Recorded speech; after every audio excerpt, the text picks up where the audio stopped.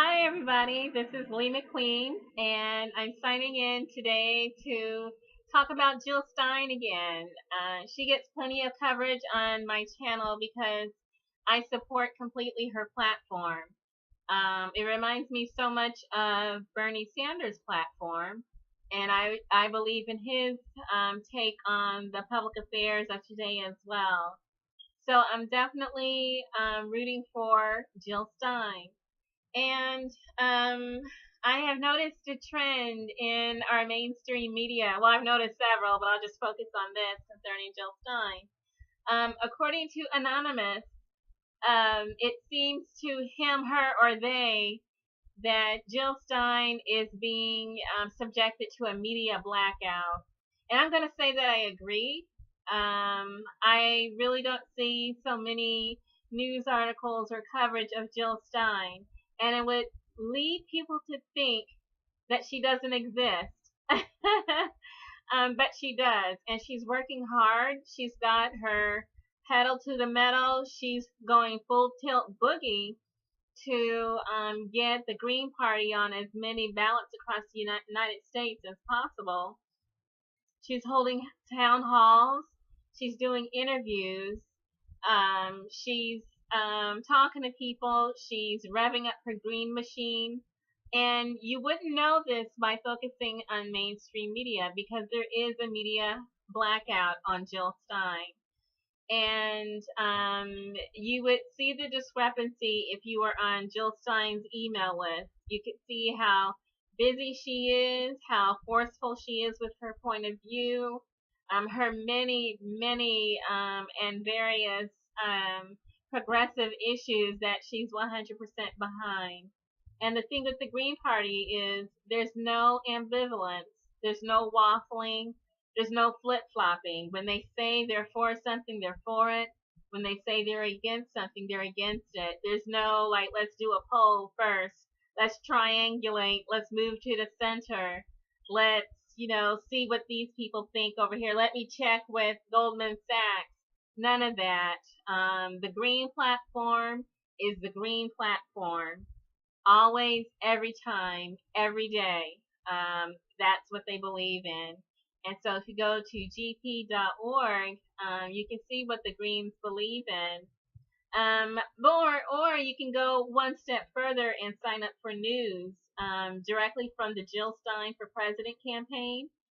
Or you can sign up for news from the Green Party. And there's just different venues where they give news about their progress for Jill's campaign and then also the Greens who are down ballot as well. One of their recent posts to their email list is about how Jill Stein is attempting to get interviewed by Samantha Bee. There's a political comedy show called Full Frontal, and Samantha Bee is the host, and she recently spoke with Gary Johnson of the Libertarian Party.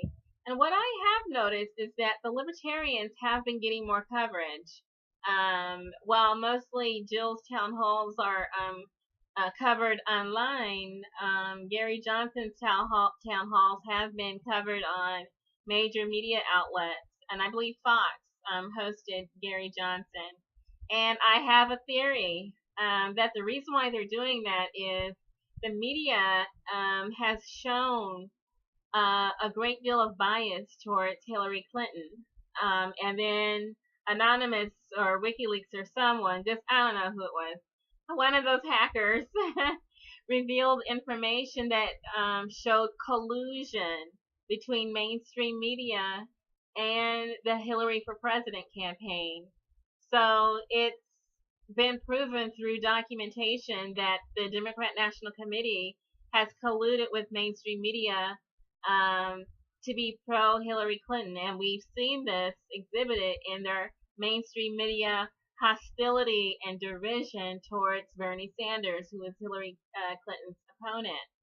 And so now something is being repeated. We're seeing that even though everyone already knows that there's collusion, favoritism and bias and a lack of journalistic ethics towards the Hillary for President campaign, even though this is known now, it's continuing, and there is a media blackout of Jill Stein.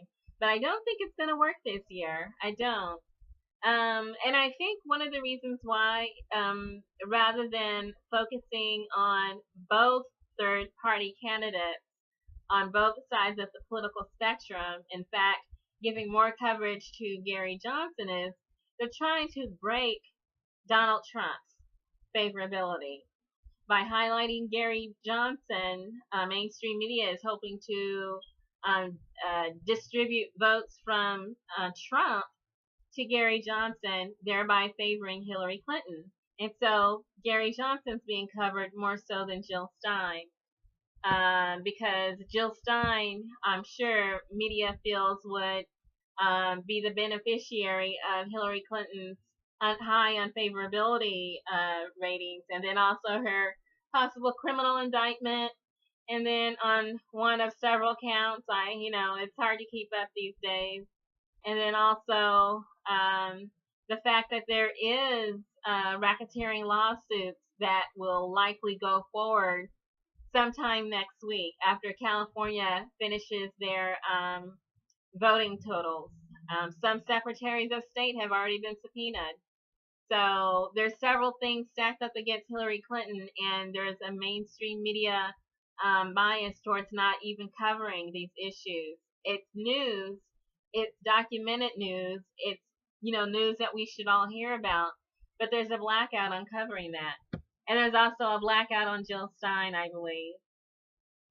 But anyway, Jill Stein says that these news shows are really relevant, the mockumentary mock news shows, because a lot of truth gets spoken out rather than focusing on reading off press releases directly from the campaign. They often delve deeper from a comedic slant, but often they raise issues that need to be raised. And so Jill's talking about Samantha Bee. She's talking about matching wits with John Oliver, Stephen Colbert, Bill Maher, Trevor Noah, Larry Wilmore. She's already been on a Lee Camp show. And so she's looking forward to getting out in front of the people and raising issues that need to be raised, and talking about the Green Party and the opportunities and possibilities that's offered there that will not be found with the establishment duopoly. And she's referring to the fact about the platform fight that's recently developed, but I'm going to track back real quickly about the mainstream media blackout and why it may not work. Rosanne Barr apparently ran against Jill Stein in 2012 for the Green Party nomination. I didn't know that, and I may have known it at the back of my head. I might have seen some news snippet about it, but it didn't register. But apparently this actually did happen, that Rosanne ran for president. She made a whole documentary about it, Rosanne for President, from ISC Films, about Rosanne Barr's 2012 presidential campaign. And it's premiering in theaters and online on today, July 1st. And so she vied for the Green Party nomination against Jill Stein. And then after that failed, Rosanne Barr moved on to the Peace and Freedom Party, and she secured their nomination and received 61,971 votes. And so I'm thinking that some interesting times might have been had by both Jill Stein and Rosanne Barr. They say that any publicity is good publicity. This is Rosanne Barr, so I'm not sure how it's going to turn out for Jill Stein, but I'm hoping for the best. It's publicity, and hey, why not take it? But anyway, that's Jill Stein going to be on 12-foot movie screens this summer with, Rosanne Barr with some quick, witty repartee about Green Party issues. And I think that's just great, and I look forward to seeing it. So anyway, back to the platform fight. Jill Stein has gone on to say that the Green Party view on issues is just rock solid. There's no ambiguity. There's no ambivalence. There's no flip-flopping. They stand for what they stand for. And so Jill Stein's pointing out that the DNC voted down Medicare for all. They also voted against $15 minimum wage, tying that to inflation. And then they also voted against removing a plank that opposes the Trans-Pacific Partnership, which is NAFTA on steroids. And the Green Party is 100% in opposition to the Trans-Pacific Partnership. This horrific trade agreement is far beyond what we've seen with NAFTA. This is horrible. It's nearly world-ending. It's almost going to bring us to the point of enslavement. It's not a fair trade agreement. It's a free trade, which means free of regulations, free of accountability, free of oversight, free from any governance at all. In fact, it would be the multinational corporations that would dominate our government. No consumer protection or anything. There's no way to protect labor or human rights, no way to protect our economy or environment, and no way to protect our domestic industry, and our agriculture, our food supply, our drinking water, our air quality. All of that is out the window with Trans-Pacific Partnership. And then also, the Democrat Party actually opposed a ban on fracking, which we know harms the drinking water supply. It also causes seismic activity, which causes earthquakes. And so between all these issues, it looks like the Democrat Party has fallen down on everything that it believes in and just kind of laid down. The Green Party is 100% very fully aware of being pro-human, pro-environment, pro-labor, and then pro-human rights.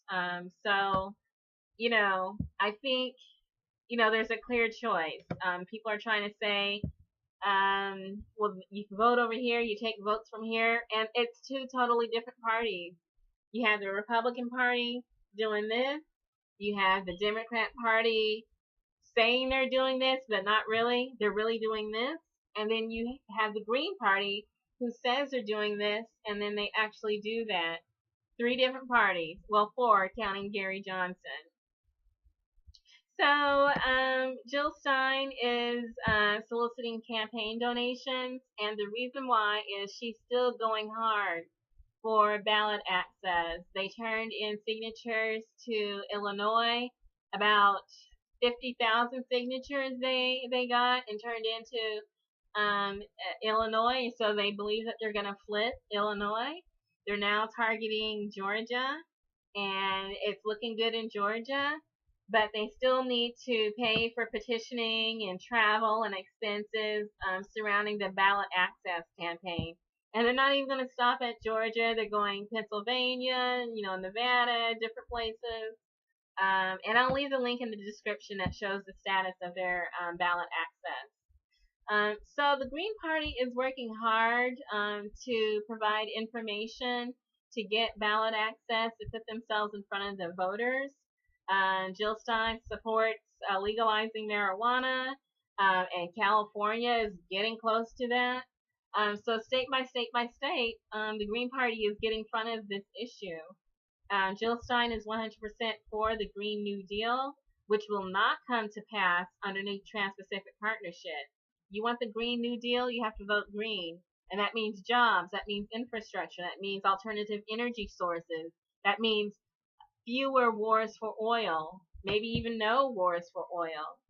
So if you want that, if you want the Green New Deal, you have to actually vote for the Green Party. So, even supporting the minimum wage, supporting a ban on fracking, supporting the Green New Deal, protecting the environment, all these issues, you'll find them in the Green Party. So you can just go and follow the links, and you can learn more about the Green Party. You can learn more about Jill Stein and get caught up on the news. And I highly encourage you to actually sign up to receive news directly from the Green Party. Fantastic things are happening there, and it's something that may be able to save our planet, and who wouldn't want that?